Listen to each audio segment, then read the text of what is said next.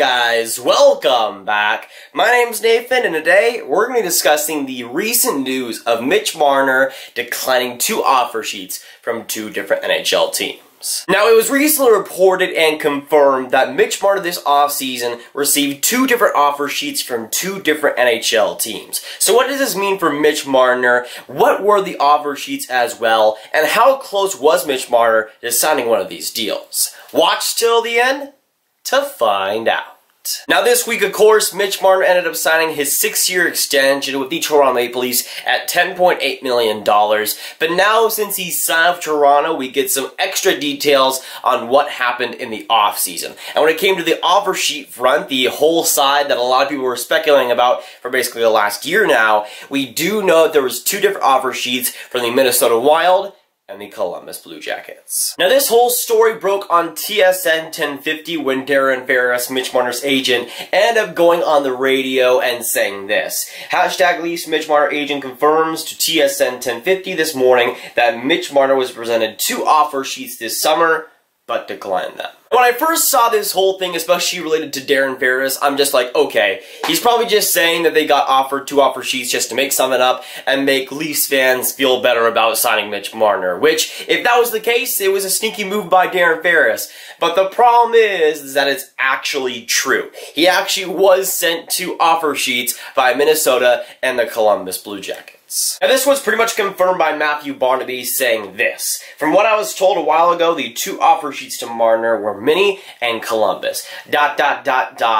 wanted to be a Leaf. And Matthew has great sources, so this is practically true, I would say. And it makes sense. Now, when the first tweet was come out, I didn't really think that Darren Ferris was telling the truth, and I don't think a lot of people did, but this pretty much confirms that it actually was the truth, which in and of itself is huge news. I think when it comes to Mitch Marner, there was always the speculation that he might get an offer sheet. TSN Sportsnet always going around saying, oh, what would happen if he got an offer sheet? Even on this channel I talked a little bit about it, but it actually came true with Minnesota and Columbus both doing it this offseason. What's very interesting about that tweet, again, that is actually true, which is big news, but also Matthew saying that he got told a while ago. So this might not be a September or an August thing that recently happened. It might be a July or even a June offer sheet by both Minnesota and Columbus. And that is huge. That was the time period where Mitch Marner declined an $11 million offer from Toronto, so he wasn't exactly in the smartest headspace. But again,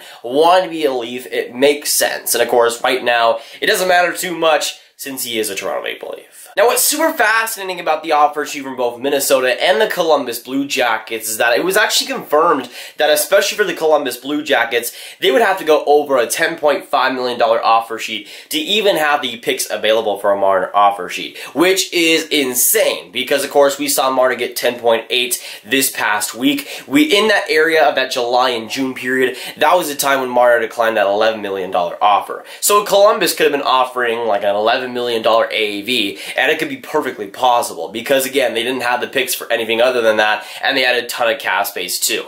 It makes sense to Columbus having Jarmo Kekalainen as their GM. He's kind of insane sometimes. And an offer sheet when it comes to Columbus, they've been rumored to a lot of different guys, and going after Mitch Marner doesn't surprise me. Now, while the Columbus Blue Jackets going after Mitch Marner, especially with an offer sheet, doesn't surprise me in the slightest, the Minnesota Wild are a little bit of a different story. Now, if this was back in June and July, and Paul Fenton still being the GM, we all know how crazy he was, and deservedly so, got fired this offseason. But when it comes to Paul Fenton, I didn't see him as a type that would go after a guy like Mitch Marner, especially with an offer sheet. Now, Minnesota is in desperate need of star power. Mitch Marner would be that guy. And I think Paul Fenton is kind of crazy, also crazy enough to go after Mitch Marner and offer sheet too.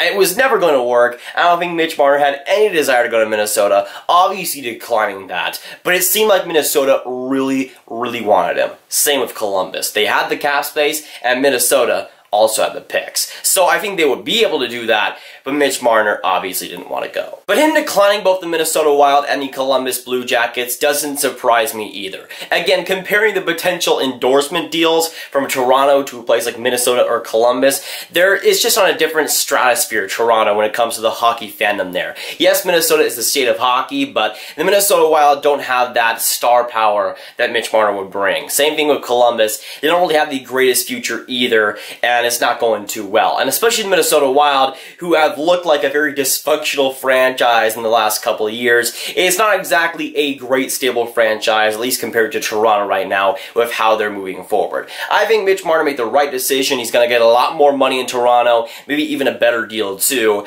and also a lot better teammates. But of course, with this video, I need to hear your guys' thoughts down in those freaking comments down below. So let me know, what do you think about Mitch Marner and him getting offer sheeted 2 separate times this offseason by the Minnesota Wild and the Columbus Blue Jackets? What do you think about both of those offers, and of course the actual news that Mitch Marner got offer sheeted?